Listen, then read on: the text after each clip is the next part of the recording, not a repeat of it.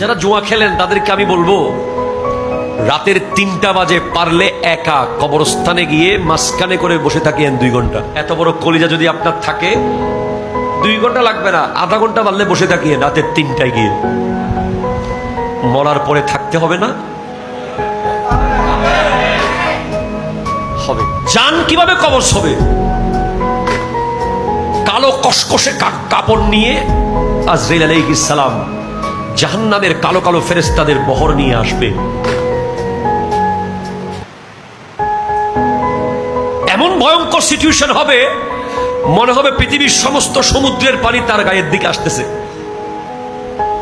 মনে হবে সমস্ত কাঁটাযুক্ত গাছ তাকে জড়িয়ে ধরতেছে।